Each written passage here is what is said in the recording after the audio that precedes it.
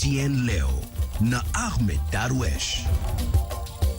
Marhaba, ni furaha iliyoje basi kuweza kujiunga nawe sana wakati kama huu. Hapa kwenye taarifa za KTN leo chaguo lako. Hii leo iko ni tarehe 10 ya mwezi Juni mwaka 2014. Na kukudokezea tu baadhi ya taarifa zetu kuu ambazo tumezipa kipaumbele hii leo.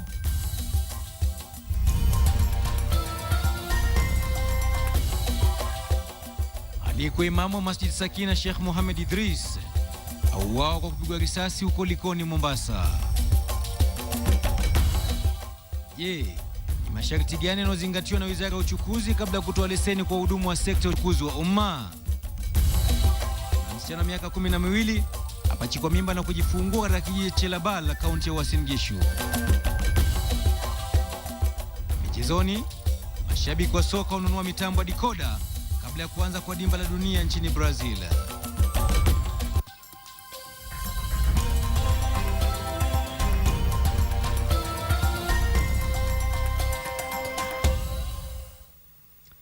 Barabara kabisa, tunaanza taarifa zetu na taarifa za tanzia, ambapo aliyekuwa imamu wa msikiti wa Sakina mjini Mombasa Sheikh Idris Mohamed ameuawa kwa kupigwa risasi na watu wasiojulikana. Sheikh Idris alipigwa risasi alfajiri ya leo pale alipokuwa akielekea msikitini kwa swala ya alfajiri.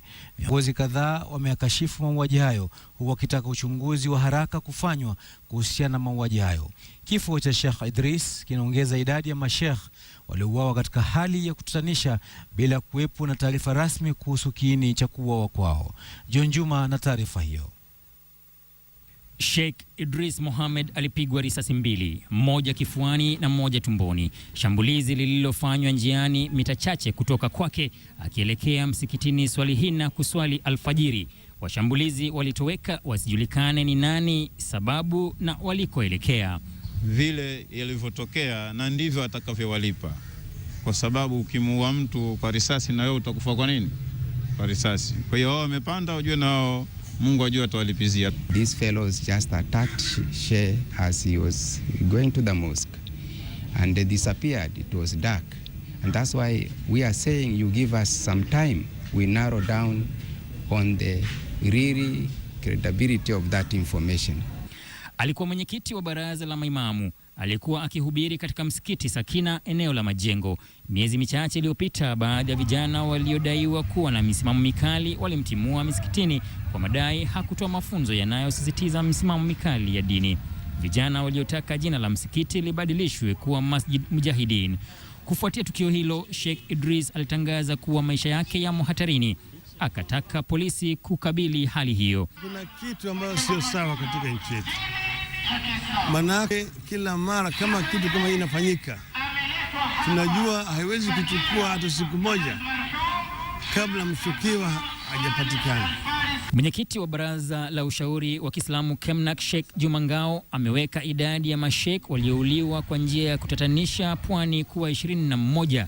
Swala ambalo kiongozi wa CORD Raila Odinga anasema linaonyesha kusambaratika kwa usalama na sharti lijadiliwe kitaifa na viongozi wakuu ili kupata suluhu madhubuti. Hii inaonyesha kwamba vyombo vyetu vya usalama, mashirika ya usalama, wote wameshindwa na kazi.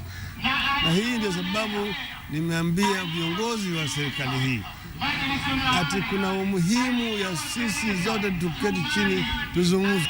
Rais Uhuru Kenyatta pia aliwasilisha rambirambi zake kwa familia kupitia mwakilishi, ambapo ameahidi kukabili changamoto za usalama.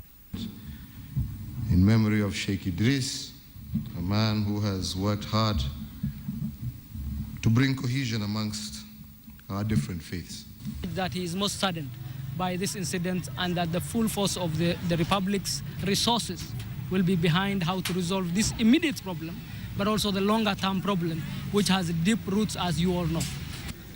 Baadhi ya mashekh waliouliwa pwani ni pamoja na Abu Drogo, Ibrahim Rogo, Samir Khan, Abubakar Sharif maarufu kama Makaburi, miongoni mwa wengine. I will not lie to you that we are not worried about that long list of unresolved cases, but this is a time to pull together. This is a time to really step up to the plate as a country. Wale wenye kuongoza wizara yenye kuhusiana na masuala ya usalama lazima wakubali ya kwa kazi imewashinda, waingie watu wengine.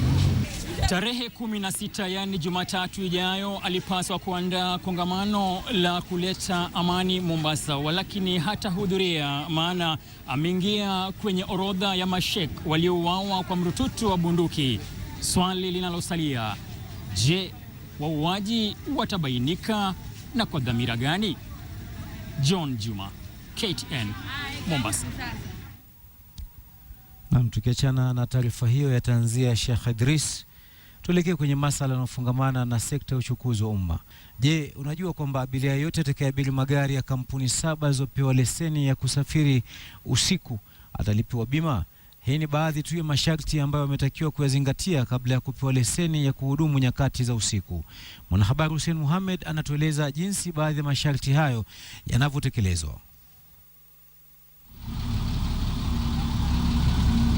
Ni siku moja tu ambapo baadhi ya kampuni za magari ya uchukuzi wa umma walipopewa kibali cha kusafiri nyakati za usiku. Lakini hatua hii haikuja kwa wepesi mno kama inavyotarajiwa. Wahusika wa sekta ya uchukuzi walitakiwa kuzingatia sheria na vigezo kadhaa kabla ya kuruhusiwa kutekeleza huduma zao za usafiri nyakati za usiku. Kampuni ya magari Easy Coach iliyokuwa miongoni mwa magari yaliyopewa leseni hapo jana ni mojawapo ya kampuni ambayo ina mfumo wa aina yake unaoweza kufuatilia mwenendo wa gari wakati wowote. Mfumo huo unaofahamika kama World Fleet una uwezo wa kujua mahala ambapo magari yake yako wakati wowote na hata yanapotoka. Mfumo huu aidha unaweka wazi nambari ya usajili, saa, mwendo anaotumia dereva pamoja na anakoelekea. Kwa mfano, picha hizi za satellite zinaonyesha bayana kuwa gari hili kutoka kampuni yao liko katika barabara ya Maimayu kuelekea Narok. If there is any emergency, for example when the driver emerges emergency brakes, the system will notify at the moment when the driver has emerged the brake. Lingine jipya ni kuwa gari haliwezi kuondoka bila ufunguo huu wa aina yake. So you cannot be in a position to drive any of our buses without the touch key. Even if the ignition key is left on the bus, you can't be in a position to drive without the touch key. Zaidi ya magari 330 kutoka kampuni zote zilizopewa leseni zitadhibitiwa kwa mtindo huu. Mamlaka ya NTSA pia iliweka sheria lazima kuwa na fundi mahsusi wa kukagua magari, lakini lile lilowavutia wengi ni bima kwa wasafiri wote. They will not be asked to pay. Yeah, usually when you have had an accident, you are traumatic. When you arrive to the hospital, the people are asking you about deposit. In our case, our passengers will be fully insured, so that they will just go and they will be treated with the insurance covering it. Hadi kwa sasa ni kampuni 7 pekee zilizopewa leseni za kusafiri usiku. Ni taratibu na itifaki ambazo zimeweza kuratibiwa na mamlaka ya usafiri NTSA, taratibu ambazo kampuni tofauti za magari nasema kuwa itahakikisha usalama wa wananchi katika barabara pamoja na kupunguza ajali barabarani. Hussein Mohamed, KTN leo, Nairobi.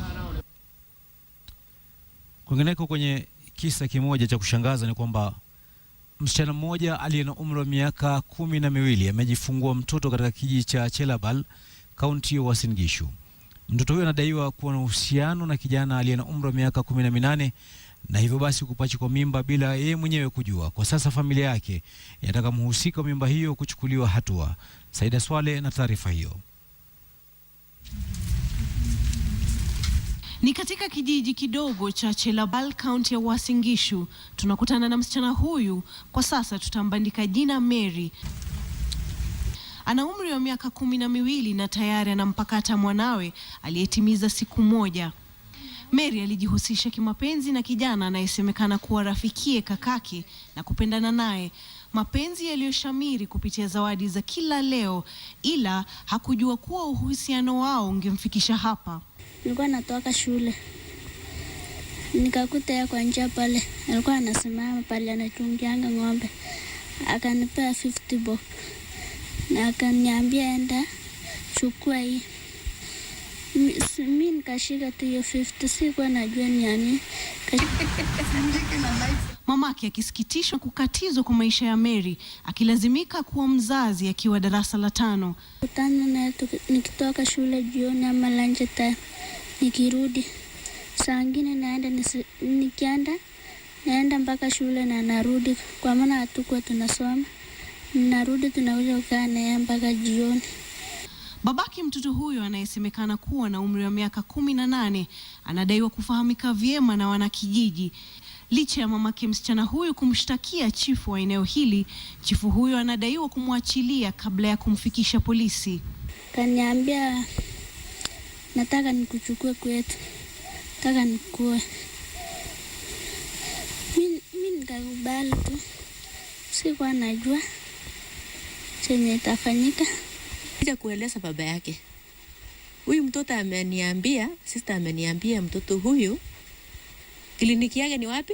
Ni referral. Na sisi tutaweza kweli kusaidia huyu mtoto, na kwa maana njia ya kupata pesa ni ngumu.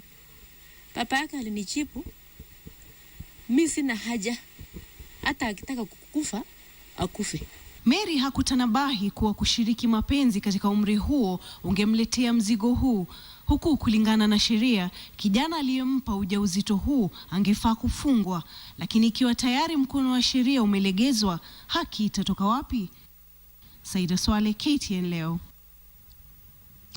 Naam, ni kisa cha kuvunja moyo cha mtoto kuzaa mtoto. Kando na hayo, Rais Uhuru Kenyatta amesema kwamba serikali kupitia kamati ya bunge kuhusu uwiano na maridhiano itaongeza muda wa kudumu kwa makamishna wa tume ya uwiano na maridhiano ya NCIC baada ya hatamu yao kudumu kuisha mwezi wa Septemba mwaka jana. Rais amelitaka bunge la taifa kujadili na vile kutilia maanani mbinu zitakazoleta uwiano na utangamano humu nchini. Mwanahabari Mohamed Mahmoud alihudhuria kongamano hilo lilofunguliwa rasmi mapema hii leo na kutuandalia taarifa ifuatayo. Alipoitiwa wito wa kuzungumza na viongozi kuhusu suala la kuleta uwiano na maridhiano miongoni mwa jamii mbalimbali za taifa hili, Rais Uhuru Kenyatta akawa na wepesi wa kutoa ahadi kuhakikisha kuwa maridhiano na utangamano miongoni mwa Wakenya unafana. Akifungua rasmi kongamano la pamoja lililowaleta viongozi wa jamii mbalimbali humu nchini, aliwataka wabunge kuzingatia na kutilia maanani suala la umoja wa Wakenya na kupitisha miswada itakayosaidia kuimarisha nguzo za amani na upendo humu nchini. I also take this opportunity to urge the National Assembly to prioritize and to consider the various policy papers before it that relate to cohesion, integration and tolerance. Katika hotuba yake, rais alisema ni muhimu kwa taifa hili kujifunza kwa matukio ya hapo awali ambayo yaliweza kugawanya taifa kikabila, hasa baada ya ghasia za uchaguzi wa mwaka 2007. We will support this initiative without any interference to allow the groups that have brought themselves together to work around the topic of national cohesion. There is a threat even on social media where people are insulting, sometimes even on the page of His Excellency or in the page of prominent Kenyans, and we must put a stop to that. Huku mwenyekiti wa kamati ya bunge kuhusu uwiano na maridhiano Johnson Sakaja akidokeza majukumu mbalimbali ya tume ya NCIC, rais alitaka kamati hiyo yake kuangazia kwa kina kuongezewa kwa muda wa kuhudumu kwa makamishna wa tume hiyo ya uwiano na maridhiano. It would be good to see the Joint Parliamentary Committee on Cohesion and Equal Opportunity hasten the appointments of the commissioners of the National Cohesion and Integration Commission. Ethnicity is a primary identity which, if not properly managed, is destructive in the long run. Kongamano hilo linatarajiwa kukamilika hapo kesho, ambapo naibu wa rais atahutubia watakaohudhuria katika chuo kikuu cha Nairobi. Likiwa kongamano la aina yake ambao limewaleta pamoja viongozi wa siasa na wale wa kidini, Rais Uhuru Kenyatta amewataka wanasiasa kuhakikisha kwamba sheria zimeundwa kuhakikisha umoja wa Wakenya. Mohamed Mahmoud, KTN leo, Nairobi.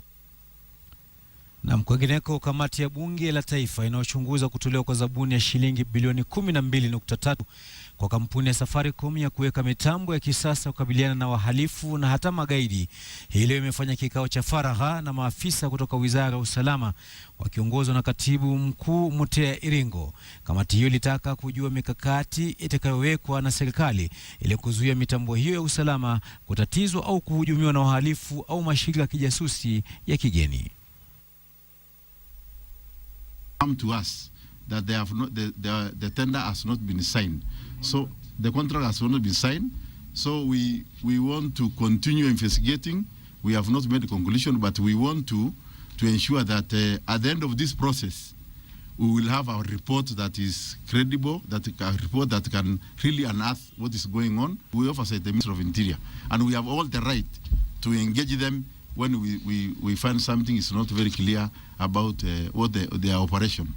To invite other stakeholders, Safaricom, we are going to invite Safaricom, we are going to invite CCK, we are going to invite Ministry of Communication, and we are also going to invite other experts on this issue.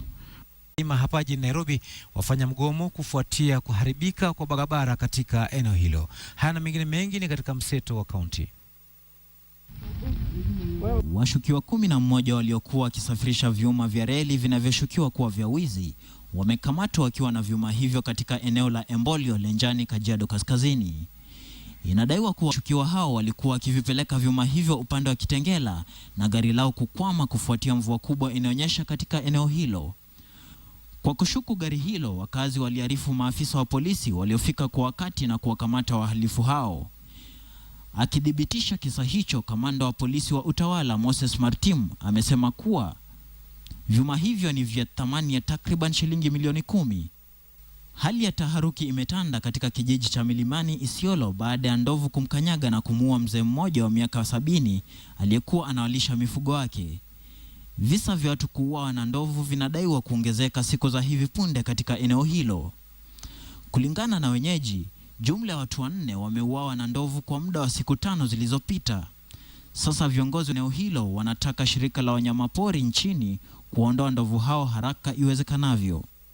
Wahudumu wa matatu katika eneo la Imara Daima hii leo walifanya mgomo kulalamikia hali mbaya ya barabara katika eneo hilo.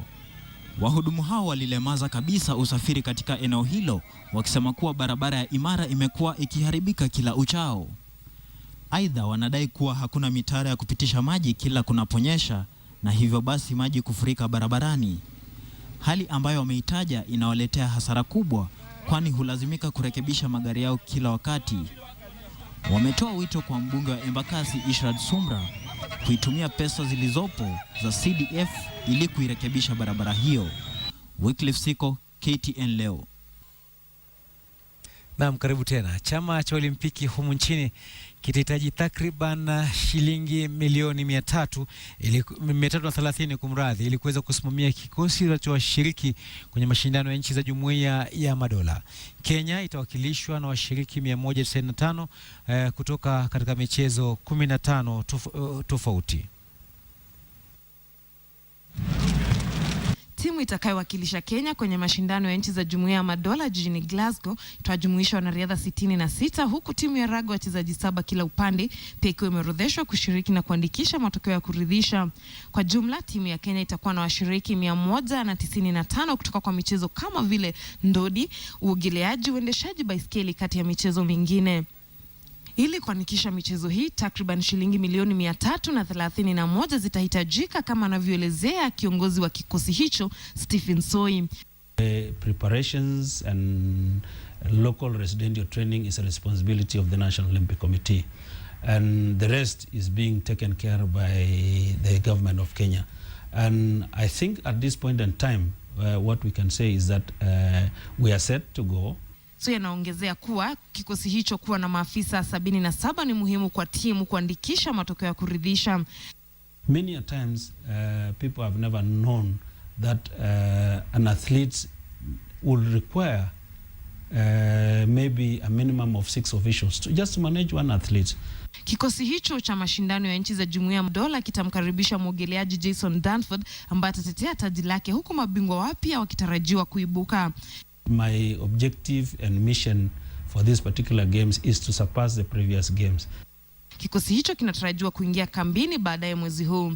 Lynn Washira, KTN Michezo.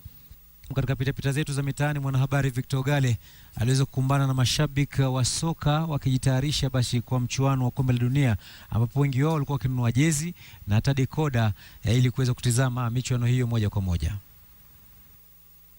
Mchezo wa soka unashabikiwa duniani kote, huku kilele kikiwa dimba la dunia. Huku dunia nzima likisubiri dimba la dunia kung'oa nanga nchini Brazil siku ya Alhamisi, Ziara ya KTN katika maduka yanayouza jezi jijini Nairobi ilishuhudia mashabiki wakinunua jezi za pande wanazoshabikia. Kwa mujibu wa Adams Njoroge, baadhi yao wanapendelea kuchapisha majina au hata nambari za wachezaji wanaowaenzi.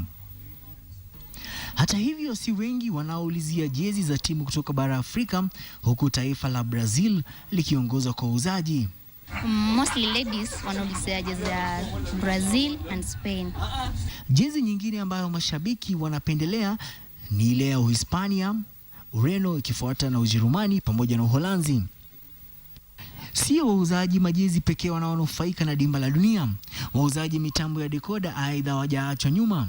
Katika ofisi za kampuni ya Multi Choice katika eneo la Westlands, foleni zilikuwa ndefu, huku wengine wakinunua mitambo ya dekoda. Kwa sasa dekoda ya Go TV iko na ofa speciali ambapo dekoda yauzwa kwa shilingi 2,399 na mnunuzi atapata kutizama dimba hilo bila malipo ya ziada. After the World Cup, we also pushed the other content quite a lot. But also it's interesting to note that actually this is not the end of sporting activity, because after the World Cup, we are going to have Commonwealth Games. Mechi ya kwanza itakuwa baina ya Brazil na Croatia. Victor Ogale, KTN, michezo.